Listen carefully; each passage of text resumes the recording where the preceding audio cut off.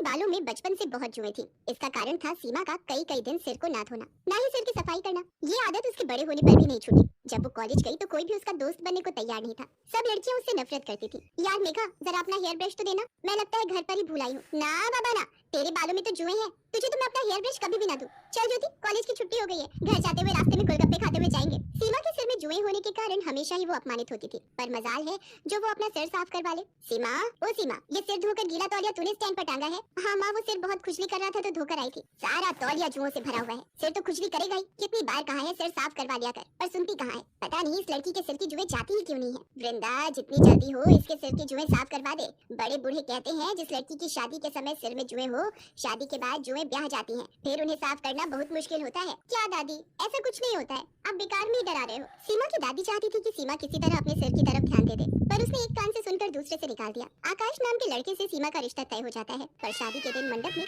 सीमा का हाथ बार बार अपने सिर में जा रहा था। क्या करूं, ये जुएं तो जैसे रेलगाड़ी की तरह सिर में दौड़ लगा रही हैं। जुड़ा होने के कारण उन्हें रेंगने के लिए जगह जो नहीं मिल रही होगी। अरे मत घूमो। सीमा, आकाश, एक दूसरे के गले में जयमाला पहना। क्या हुआ सीमा, तुम बार बार अपने सिर में खुजली क्यों कर रही हो? वो पता नहीं, मेरे जूड़े में लगी पिनें चुभ रही हैं। कितनी बार इसे बोला था अपना सिर साफ कर ले, नहीं तो जुएं खुजली करेंगी, पर ये लड़की मेरी सुनती कहाँ है। अब शादी के बाद किस किस से छुपाएगी। सीमा की शादी हो जाती है, पर वो अपने सिर को हमेशा घूंघट से ढक कर रखती थी। सीमा बहू, तुम सचमुच बहुत संस्कारी हो, पर हमारे यहाँ सिर ढकने की कोई जरूरत नहीं है। हम अपनी बहुओं से पल्ला नहीं रखवाते। माँ जी, मुझे सिर पर पल्ला रखना अच्छा लगता है। सीमा जब अपने कमरे में जाती तो आकाश के सो जाने के बाद वो सिर को बुरी तरह खुजाने लगती। वो बाथरूम में खड़ी होकर अपनी जुओं वाली कंघी से सिर को काटने लगती, जो उसकी माँ ने उसे छुपाकर पर्स में रखने को दी थी। 2-3 दिन तक तो ठीक रहा, पर एक दिन आकाश अचानक चिल्ला उठा।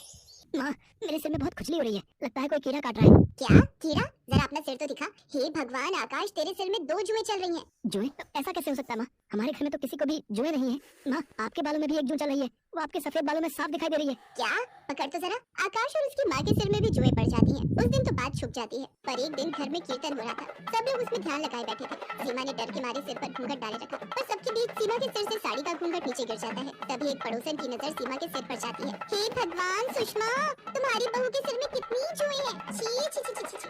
राम राम राम, जुएं वाली बहू है सुषमा की। खबरदार जो मेरी बहू के खिलाफ एक लफ्ज भी बोला। अरे हो जाती है जुएं किसी न किसी के सिर में, पर इनसे छुटकारा भी तो पाया जा सकता है। तुम्हारी बहू बेटियों के सिर में कभी जुएं नहीं पड़ी, जो तुम मेरी बहू के पीछे पड़ गई हो। माँ जी कितनी अच्छी है जो मुझे सपोर्ट कर रही है। कहीं ना कहीं गलती तो मेरी ही है। अगर आज मैं अपना सिर साफ रखती तो मेरे सिर में जुएं ना होती, तो माँ जी को यूं अपमान न झेलना पड़ता। मैं जुओं का इलाज करूंगी, अपने सिर को बिल्कुल साफ रखूंगी। मैं माँ जी को निराश नहीं होने दूंगी। अगले दिन ही सीमा एक अच्छे स्किन के डॉक्टर से मिली और कुछ खाने और लगाने की अच्छी दवाइयाँ लिखवाकर उसने अपना ट्रीटमेंट शुरू किया। रेगुलर इलाज करने से धीरे धीरे सीमा के सिर की जुएं कम होने लगी, और एक दिन ऐसा आया जब उसके सिर में एक भी जू नहीं थी। उसका पूरा सिर साफ हो चुका था। थैंक यू डॉक्टर, आज आपके कारण मुझे अपने सिर की जुओं से छुटकारा मिल गया। सचमुच मेरा तो बहुत सिर दर्द रहता था, हर समय बेचैनी होती थी। सीमा बहुत खुश थी। आज उसने अपने सिर को घूंघट से नहीं ढका था। वो सम्मान से अपने साफ और सुंदर बाल खोलकर बेझिझक घूम सकती थी। ये देखकर सीमा की सास और आकाश बहुत खुश थे। सीमा की माँ और दादी को जब ये बात पता चलती है तो वो भी चैन की सांस लेते हैं कि आखिर सीमा ने अपने सिर की देखभाल के बारे में सोचकर हमेशा के लिए जुओं से छुटकारा पा लिया।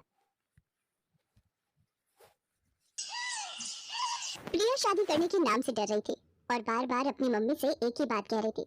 मम्मी, यहाँ मायके में तो आपने ये बात सबसे छुपा ली और मेरी कभी भी इंसल्ट नहीं होने दी, पर ससुराल में ये बात किसी को भी पता चल गई तो अब जानते हो ना मम्मी, वहाँ मेरा कितना अपमान होगा। जब मेरी सास और पति को ये पता चलेगा कि मैं रात में सोते वक्त बेड पर सुसु करती हूँ, जो कि मेरे कंट्रोल से बिल्कुल बाहर है। प्रिया बेटा, मैंने तेरी दवाइयाँ सूटकेस में रख दी, तूने समय पर लेती रहना।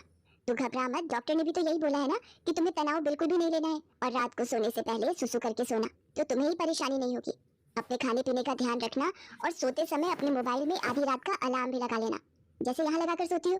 प्रिया उस वक्त माँ की बात को सुन लेती है, पर उसके मन में इस बात को लेकर बहुत डर और घबराहट पैदा हो रही थी। कुछ दिनों बाद प्रिया की शादी हो जाती है और वो अपने ससुराल आ जाती है।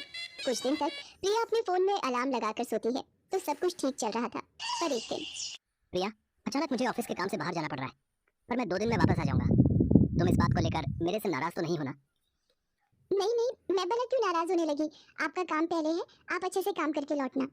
अरे रवि बेटा, तू चिंता क्यों करता है, मैं हूं ना बहू का ख्याल रखने के लिए। हम दोनों सास बहू खूब मजे करेंगे। रवि काम से बाहर चला जाता है। उसी रात, प्रिया बेटा ये देख, मैंने हम दोनों के लिए कितनी बढ़िया वाली आइसक्रीम मंगवाई है, हम दोनों मिलकर खाते हैं। पर मैं तो आइसक्रीम खाती नहीं हूँ, क्योंकि ठंडी चीजें खाने से मुझे और ज्यादा सुसु आता है। पर माँ जी को मना कैसे करूँ, उन्हें बुरा लगेगा। मुझे आइसक्रीम खानी पड़ेगी। है ना कितनी बढ़िया वाली आइसक्रीम, हमारे यहाँ की मशहूर आइसक्रीम है। एक काम करो, जब तक रवि वापस नहीं लौटता हम दोनों सास बहू एक ही कमरे में सो जाती हैं। रात को सोते समय गप्पे मारेंगे। जी जी ठीक है माँ जी, जैसा आप कहें। अब क्या करूँ, मुझे माँ जी के साथ सोना पड़ेगा। कहीं रात में मेरा सूसू निकल गया तो मेरी तो सारी सच्चाई माँ जी और रवि के सामने आ जाएगी।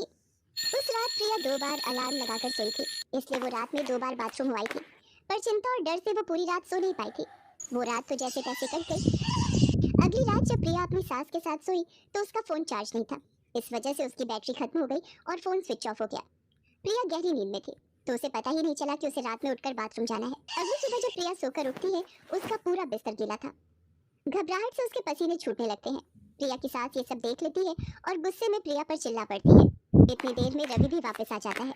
रवि बेटा, हम बेड पर सुसु करने वाली बहू ले आए हैं। मुझे तो सचमुच इसे अपनी बहू कहते हुए शर्म आ रही है। दुनियादारी और समाज में किसी को भी पता चल गया तो सब लोग हम पर हंसेंगे। अब मैं इसका क्या करूं?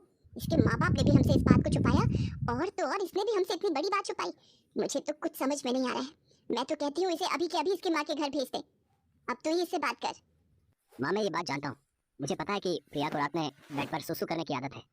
क्या तू ये बात जानता है और तूने ये बात मुझसे छुपाई? आते ही देवी का गुलाम हो गया। रवि इस बारे में जानते थे पर उन्होंने मुझसे इस बात के बारे में पूछा भी नहीं और गुस्सा भी नहीं किया। पर रवि को ये बात कैसे पता चली? मैं तो रोजाना अलार्म लगाकर सोती हूँ।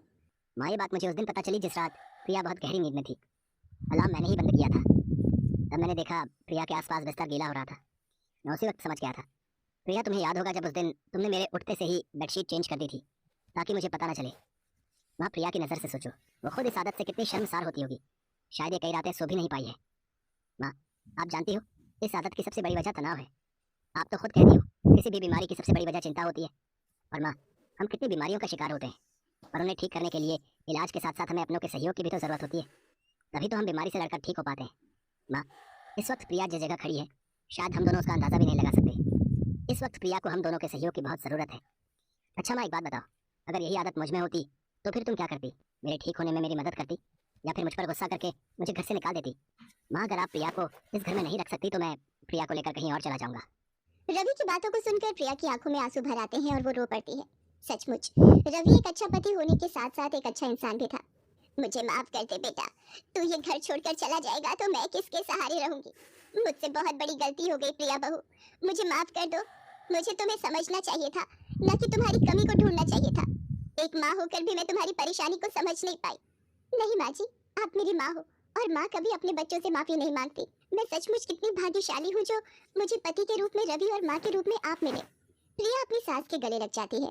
ये देखकर रवि भी बहुत खुश होता है। प्रिया अब रात में तरल पदार्थ ज्यादा नहीं लेती थी और समय पर सोती थी। प्रिया रात में कभी अलार्म से ना उठ पाए तो रवि उसे उठा देता था ताकि प्रिया को रात में कोई परेशानी ना हो। प्रिया की सास और रवि प्रिया को खुश रखते थे। धीरे धीरे रवि और सास के सहयोग से कुछ समय में ही प्रिया की ये आदत पूरी तरह से छूट जाती